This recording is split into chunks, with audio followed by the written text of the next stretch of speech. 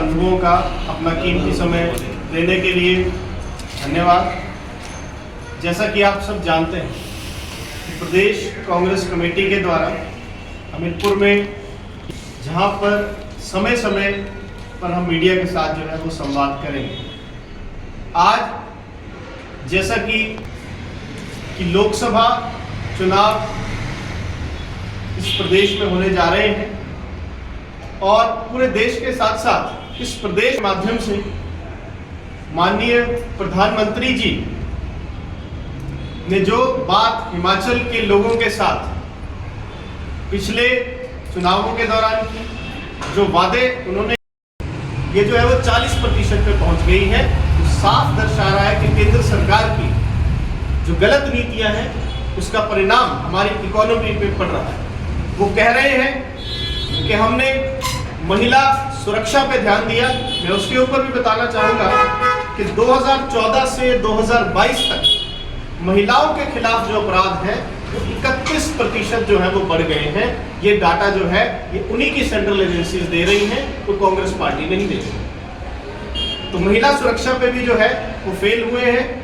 उसके बाद विकास दर की मैं बात करूं तो जब केंद्र में यूपीए की सरकार थी तो एवरेज जो विकास दर थी वो थी 6.7%, जबकि पिछले 2014 से 24 के दौरान ये घटकर 5.9% पे रह गई।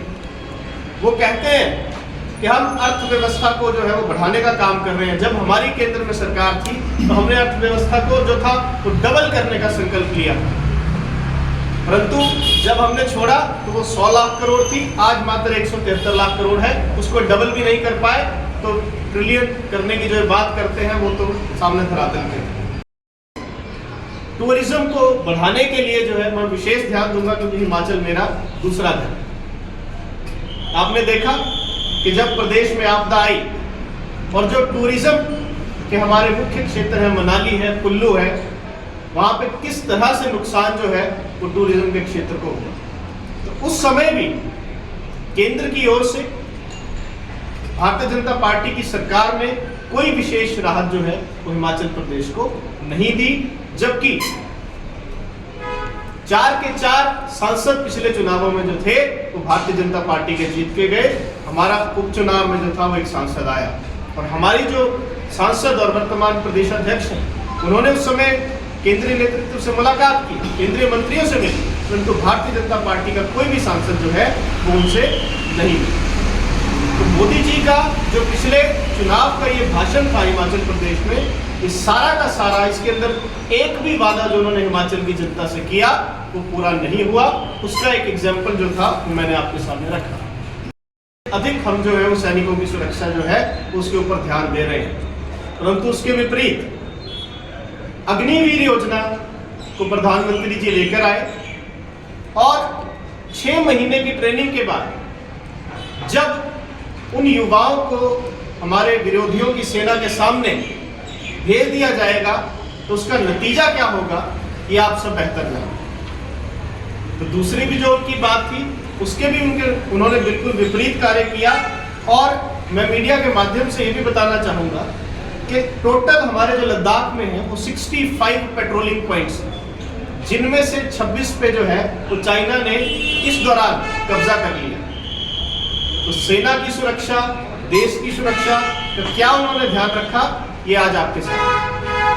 आदत किसानों को सबसे ज्यादा मिलने वाला है। ये जितने बोतल में से पानी बेचते हैं ना कलर वाले, इतने महंगे होते हैं, कोका कोला, फैंटा, न जाने क्या। हमने उनको कहा है भाई ये जो आप एरेटेड वाटर देते हैं कम से कम 5% नेचुरल जूस उसमें मिक्स कीजिए, सच्चे पक्के फलों का रस उसमें होना चाहिए। अगर 5% भी डालते हैं फलों के व्यापारी को माल बेचने के लिए तरसना नहीं पड़ेगा। अब नागपुर के अंदर काम कोका कोला के साथ, पेप्सी के साथ शुरू हो गया है और वहां जो संतरे पैदा होते हैं 5% संतरे का रस ऑफिशियली डाला जा रहा है। आने वाले दिनों में हिमाचल के किसानों को भी इसका लाभ मिले, मैं इन कंपनियों के साथ लगातार बात कर रहा हूं, कभी न कभी परिणाम ला के रहूंगा भाई। और फिक्र हमेशा मेरे साथ रहता है। भूषण ज्वेलर्स, अनमोल रिश्तों के लिए।